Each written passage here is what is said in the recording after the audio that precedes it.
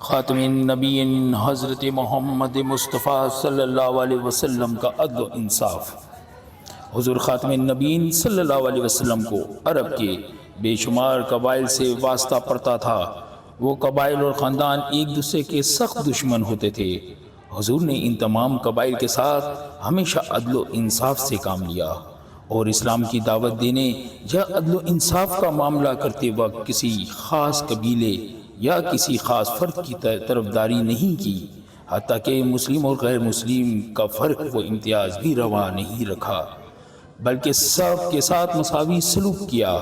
چنانچہ ایک مرتبہ مخالف قبیلے کی ایک عورت نے چوری کی۔ بعض لوگوں نے اس عورت کو سزا سے بچانے کے لیے حضور محمد مصطفیٰ صلی اللہ علیہ وسلم کے نہایت ہی پیارے حضرت اسامہ بن زید رضی اللہ تعالی عنہ سے فرمائش کر کے معافی کی درخواست پیش کی۔ آپ صلی اللہ علیہ وسلم نے اس سفارش پر ناراضگی کا اظہار کیا۔ بنی اسرائیل اسی سبب سے تباہ ہوئے کہ وہ غریبوں پہ حد جاری کرتے تھے اور امیروں سے درگزر کرتے تھے۔ حضور صلی اللہ علیہ وسلم نے ایسے ہی موقع پر فرمایا کہ حتیٰ کہ میری بیٹی فاطمہ بھی اگر چوری کرتی تو اس کے ساتھ بھی وہی سلوک ہوتا جو دوسروں کے ساتھ ہوتا ہے، یعنی کہ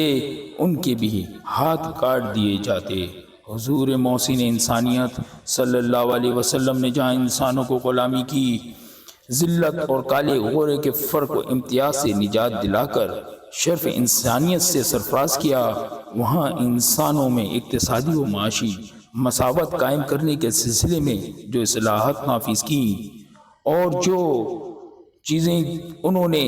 اس وقت نافذ کی، وہ تاریخ انسانی کا باعث صد افتخار سرمایہ ہے۔ نمبر 1، حضور صلی اللہ علیہ وسلم نے فرمایا وہ شخص ایماندار نہیں جو خود پیٹ بھر کے کھائے اور اس کا ہمسایہ فاقے اور بھوک سے نڈھال ہو۔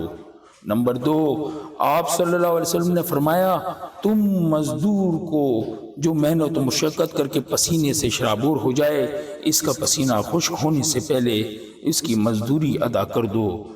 نمبر 3، آپ صلی اللہ علیہ وسلم نے فرمایا جس شخص نے مردہ اور بنجر زمین کو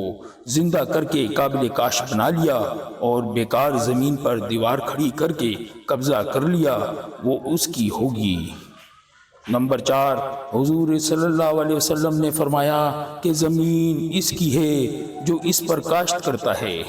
اور جو شخص کاشت کے بغیر 3 سال تک بیکار چھوڑ دے، اس کا حق ملکیت خود بخود ختم ہو جاتی ہے۔ نمبر 5، آپ نے فرمایا پانی، گھاس اور آگ میں تمام انسان برابر کے شریک ہیں، یعنی جو چیزیں قدرتی پیداوار اور وسائل میں شامل ہیں، درخت، معدنیات، گیس، تیل وغیرہ، وہ سب انسانوں کی مشترکہ میراث ہیں۔ نمبر 6، آپ حضور صلی اللہ علیہ وسلم نے فرمایا جو شخص نے 40 روز تک سامان غذا کو گراں فروشی کے لیے ذخیرہ کیا، اللہ کی ذات سے اس کا کوئی واسطہ نہیں اور نہ ہی اللہ تعالیٰ اس کی کوئی پرواہ ہے۔ آپ نے فرمایا جس شخص نے کھوٹ ملا کر دھوکہ کیا وہ ہم میں سے نہیں۔ تو میرے مسلمان بھائیوں، میرے اسلامی بھائیوں، میرے پیارے بھائیوں، اس سے ہمیں سبق ملتا ہے کہ میرے پیارے نبی محمد مصطفیٰ صلی اللہ علیہ وسلم خاتم النبیین